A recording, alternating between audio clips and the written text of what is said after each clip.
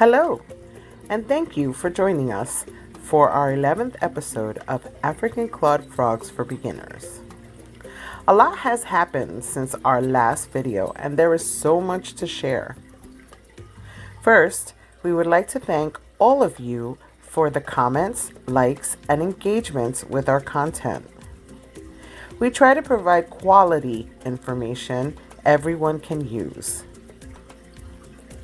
Before we start, I would like to discuss my previous video on safe chemicals for African clawed frog aquariums. The chemicals discussed were options that can fit many different situations. The goal is not to use all of these products, instead, to know what can be used for a particular situation, so please keep that in mind when watching that video. Now to the topic of this video. As many of you already know, we were having issues with our main tank. It led to some of our frogs having health problems and even some passing away. This video is about pH and the part it plays in our frog tanks. Up until recently, it had been very difficult to keep the pH in my tank to a level that my frogs could sustain. We never thought the pH in the water was such a big deal, but it is. Did you know that a significantly low pH may make water toxic to your frogs? The ideal pH for an African clawed frog is a reading of 7.0 to 7.8. The pH in my tap water usually reads 6.8 coming out of the tap. I must condition my water because there are chloramines and chlorine in it. I have heard the 24-hour rule, and that's great for chlorine. However, did you know that chloramines can take several days to weeks to dissipate in standing water depending on the volume and temperature of storage? Adding water conditioner and skin slime helpers can also alter the pH in the water. For the past 3 months, I have seen a few of my frogs pass away due to issues that I now know were related to the low pH in my tank. I already had 3 frogs in quarantine with what seemed like gas bubble disease, which I will discuss in part 2 of this video. When the pH is too low, the water becomes acidic. This happens when the pH falls below 7.0. Some things I notice when the pH is low is that the water starts to create bubbles that stay a little longer than usual. If there is a lot of waste in the water, then protein foam starts to appear on the edges of the water and can even grow to a larger mass in the center of the water. Low pH kills a lot of your beneficial bacteria, causing waste to linger longer, causing more vacuuming and water changes. When the pH is low, you will notice some of your frogs swimming and clawing at the surface of the water as if trying to escape. One of my albino male frogs passed away from head trauma because I caught him doing this and he was hitting his head on the glass lid. I quarantined him and he passed away within minutes.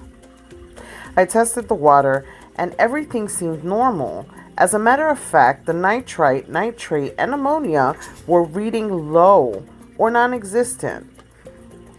The pH was low as usual and I thought nothing of it again. My frogs were not showing the personalities they usually had.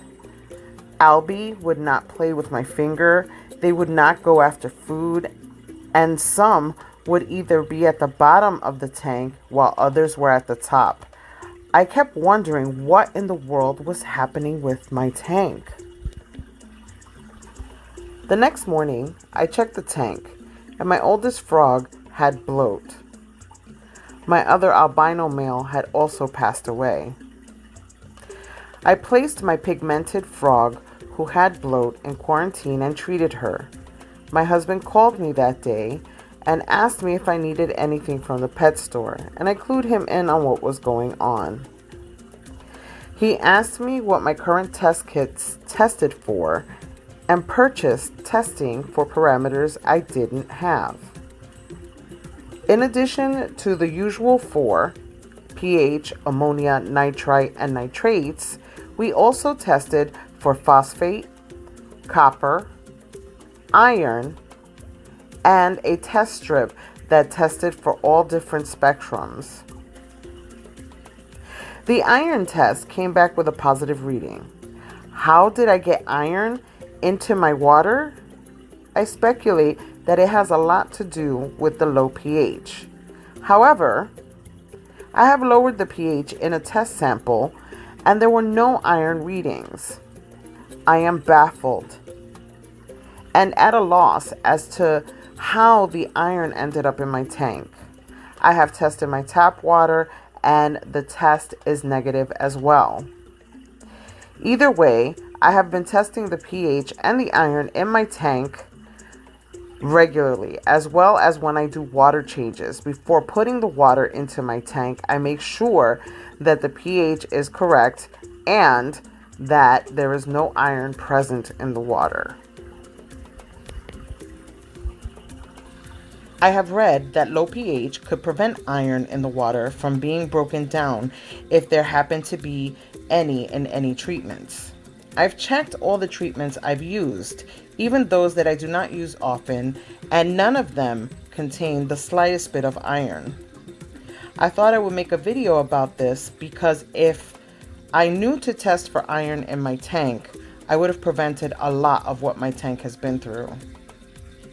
I am speculating that the iron came from having low pH in the tank for such a long period of time.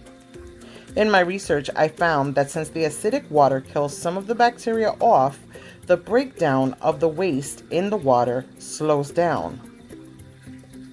I am now starting to wonder if perhaps the frog waste that isn't broken down may contain iron because since I feed them worms and worms are high in iron, there may have been some iron in their waste that cannot be broken down because of the shortfall of beneficial bacteria in the tank. I plan to test a stool sample from one of the frogs to see if this is correct. I will share this information in part 2 of this video, which should be ready in the next 2 weeks. We want to thank everyone who tunes in to our videos. Thank you for your time and engagement in our content. As always, you can find pictures of our frogs on Instagram and funny, informative, and entertaining videos on TikTok. Until next time, have a frogtastic day.